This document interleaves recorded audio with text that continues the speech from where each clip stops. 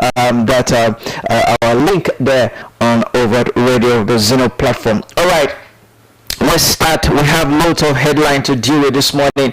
First, yes, on the Vanguard newspaper online, insecurity, hot rehabilitations, try Boko Haram members, Senate tells federal government, hot rehabilitations, try Boko Haram members, Senate tells federal government. The Senate has urged the federal government of Nigeria to halt the policy of rehabilitating and reintegrating former Boko Haram members into the society and ensure that perpetrators of terrorism and banditry are instead arrested and made to face the full wrath of the law. The resolutions followed a motion of urgent national importance on escalating attacks, abductions and killings of seven and retired military personnel, sponsored by the chairman, Senate Committee on Army, Senator Abdul Hassis Yar-Adua, during plenary yesterday. According to the story, the Senate condemned in strong terms the worsening insecurity in Nigeria, describing it as increasingly complex, persistent and alarming, manifesting through terrorism, insurgency, banditry, kidnapping, attacks on communities and continued loss of innocent lives across the country. So that is what that story said. As the Senate has called on the federal government to suspend the rehabilitation, but rather should prosecute Boko Haram and other criminal elements in the country that has been causing havoc and chaos in the lives of innocent Nigerians, and also properties have also been destroyed since the atrocities of this criminal element in the country. Now, this is my say.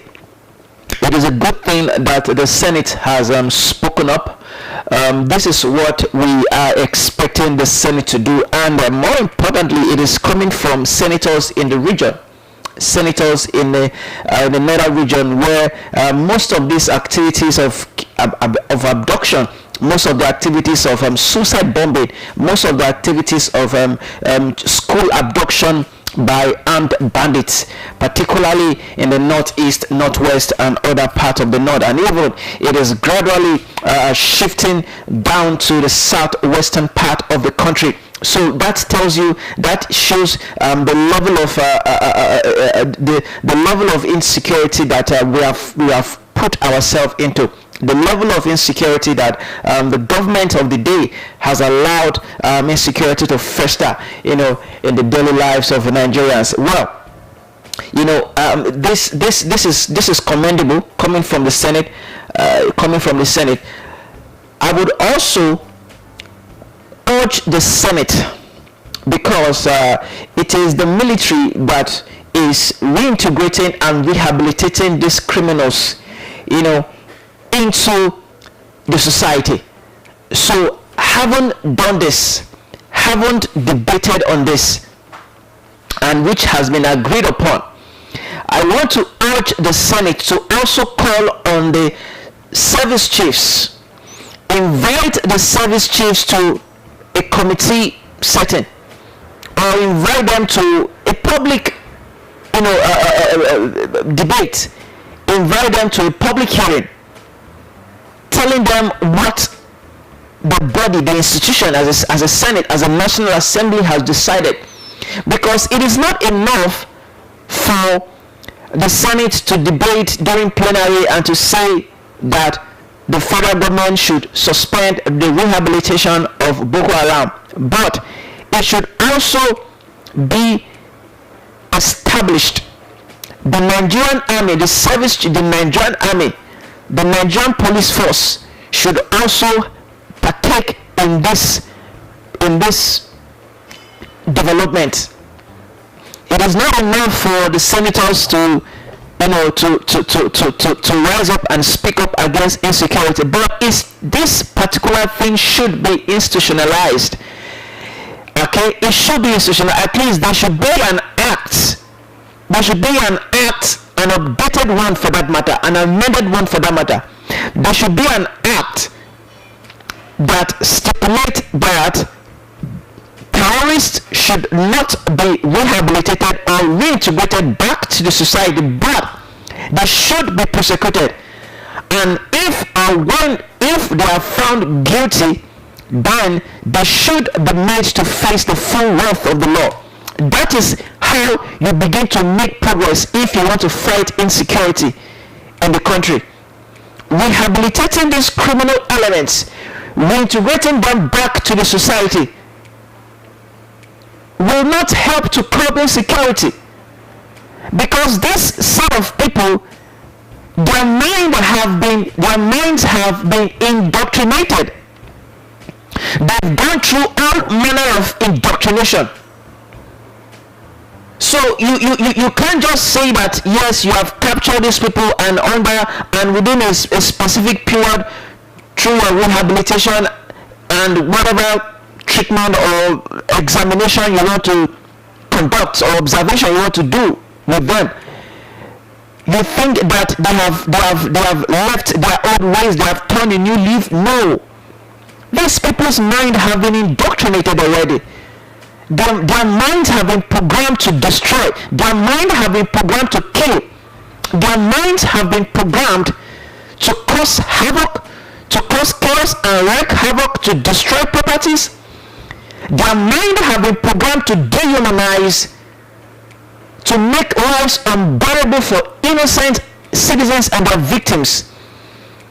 So if at all the Nigerian army or the Nigerian military wants to rehabilitate them or reintegrate them back to the society, it's going to be a lot of work. Because these people, they have committed crimes against humanity already. How can a sound military institution say that they are rehabilitating terrorists, reintegrating them back into the society? How can that be an effective way of curbing insecurity in that country? Take a cue to other nations. The United States of America, they don't rehabilitate terrorists. They don't reintegrate them back to the society. Like the popular saying in the US is that we don't negotiate with terrorists. That should also be the watchword of the Nigerian military when it comes to fighting terrorism. You don't have to negotiate with terrorists, because these people, their minds are made up already. Their minds are made up. Their minds have been indoctrinated. They've received a type of doctrine that they are radical in their belief. That is their belief. They've been radicalized already. So changing them is like removing their brain, removing their brains inside from their skull and putting it another set of brain, another set of engineering. Is going to be difficult.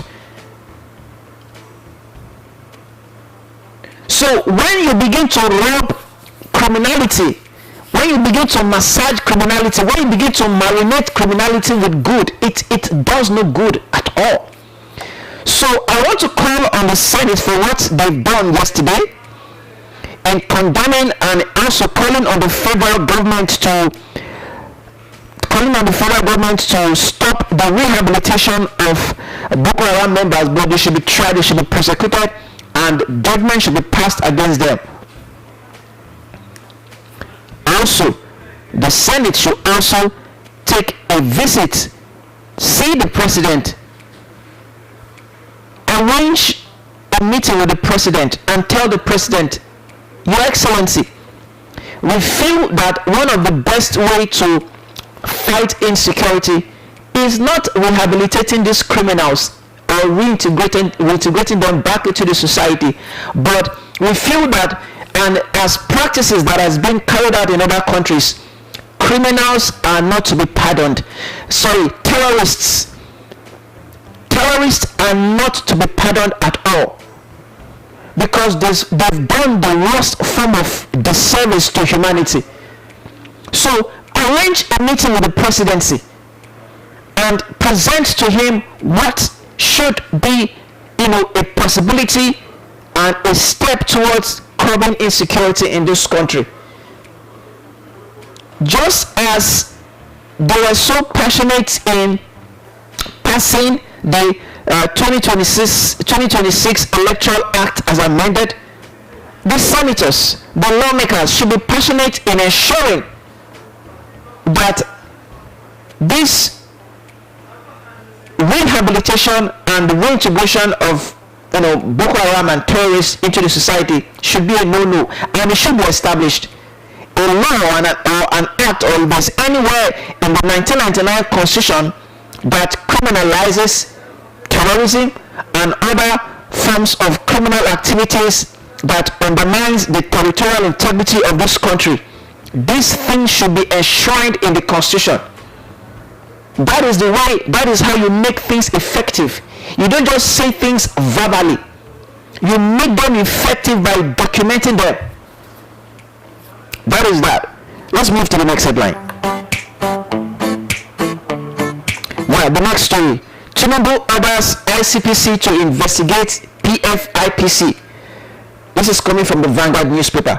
President Bola Ahmed Tinubu has directed the Independent Corrupt Practices and Other Related Offences Commission, ICPC, to conduct a thorough investigation into the activities of a presidential foreign intervention promotion council, that's the PFIPC, and all related matters. The president directed that the investigation be concluded and a comprehensive report submitted to him within 30 days. A statement by the presidential spokesman, Bayo Onanuga, stated that the directive was occasioned by the discovery of the alleged fictitious PFIPC, which it said was never established by the federal government of Nigeria and has no basis in any law, presidential instrument, executive approval, or other lawful act of government. But there have been reports that this same office, this same agency, which is the PFIPC, its budgetary allocation was allowed, was approved. So how come this is nonsense, for God's sake? This guy should stop deceiving us. But there have been reports that the budgetary allocation, or the money that was accrued or budgeted for the functionality and the operation of that office, of that agency within the presidency, which is the PFIPC, but according to report, that monies were approved for the operation of that office. So how come Bayo Onanuga saying that the office or the agency was never established by the federal government of Nigeria and has no basis in any law, presidential instrument, executive approval, or other lawful act of government? How is it so? Who are the people that will be deceived by this? The story further said, according to the statement, one Adoni Matthew presented himself as the Director General of the so-called PFIPC and falsely claimed to be a presidential appointee. It further stated, among the issues to be investigated by the ICPC are the forged appointment letters and other official government documents, the use of a false claim of presidential appointments to seek or obtain official recognition and diplomatic support, including visa facilitation and the opening of multiple bank accounts in the names of the purported government agencies using allegedly forged documents. President Tinubu directed the ICPC to investigate not only the conduct of the principal individual and other collaborators involved, but also the wider circumstances that may have enabled a fictitious body and a false claim of presidential appointment to acquire an appearance of official legitimacy. If at all the federal government never approved the existence of the PFIPC, fantastic. If at all the government never issued any appointment to Mr. Adeni Adeyemi as he claimed, then, as the story stated, then the ICPC and other anti-corruption agencies to move in and carry out its investigation. Because the man in question, which I did that story, I did that analysis, I think it was on Monday. On Monday. I did that analysis on Monday. The man came out to say that of the 27 billion or so that was approved for the functionality of the agency, that the President Chief of Staff, allegedly, the President Chief of Staff, Femi Gbajabiamila, allegedly demanded some money, a percentage of that 27 billion that was approved for the functionality of that agency, of that office. It was when that Adeni, that person, the principal in question, made some allegations. That was when the government spoke up.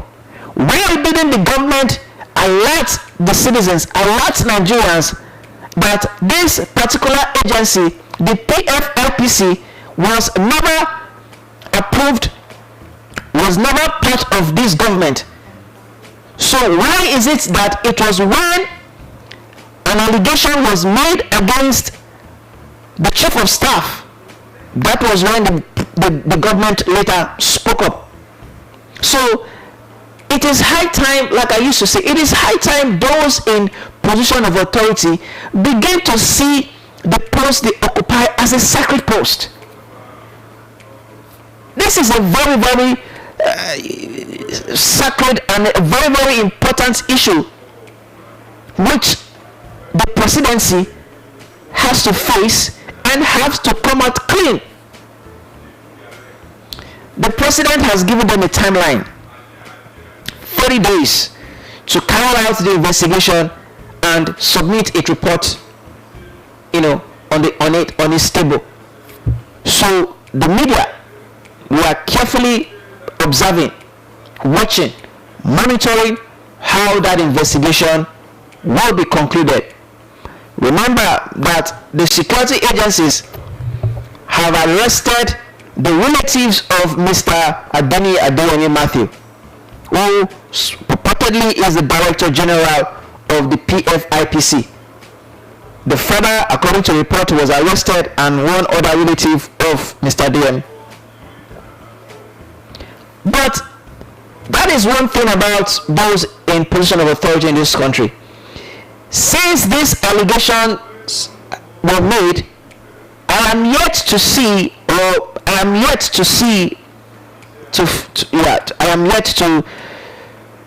hear that Femi Gbajabiamila had issued a public statement denying this allegation.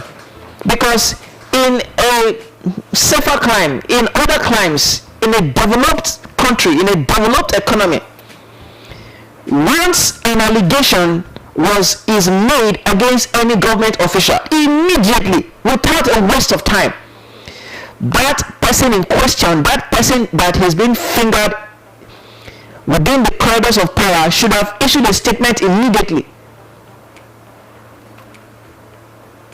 Now, if that is not enough, then Femi Gbajabiamila ought to have stepped down. Nobody is saying that he should not continue. Nobody is against him, because I've seen a video online when Femi Gbajabiamila was saying that when he came back to Nigeria from the US, that nobody believed that he will rise to a position of authority that he is currently. Remember that Femi Gbajabiamila, when he returned to America, he was a lawyer. When he returned to America, he was in the House of Representatives, and from there he started ascending to in the Senate until he became the Speaker of the House of Representatives. from the chief whip to the minority leader, to from the minority leader to the chief whip, and the chief whip to become the Speaker of the House of Representatives. So we are saying that nobody gave him, the space. Nobody believed that he would rise to the position of authority that he's currently in. Who cares about that? Who cares about whether you will rise or you will not rise? The most important thing, yes, you've been diligent. That was what gave you the leverage. Now that allegations have been leveled against you, it is expected of you, even if that allegation is false or true. If it is false, you come out and give a public statement. Don't put people in the dark. Give a public statement saying that I have never associated myself with this individual. This government, this administration have never approved the establishment of the PFIPC. This is how government officials in other developed countries, this is what they do, this is how they run things. This is how things are supposed to be done. And I expected the president to call on the chief of staff. Maybe you should step aside for a while, maybe for 30 days, for 3 months, for 1 month, for 2 months, until the investigation, because this is what is expected of somebody who is a political office holder, a political appointee, within the duration of this investigation, because this investigation also involves you. Since the president has given a 30-day investigative period, it is expected of the chief of staff to resign, to step aside, pending the conclusion of this investigation. But in this part of the world, hardly do you see, hardly do you hear, or hardly do you read that a political officer resign, a governor, maybe a minister resign due to one thing or the other. Is either he sacked or disgraced out of office if that person does not have a strong relationship affiliation with the presidency. Yes, there have been ministers that have been sacked or they were told to resign. Remember the former minister of finance, Kemi Adeosun, who had a story of submitting fake and NYC letter, certificate, or whatever.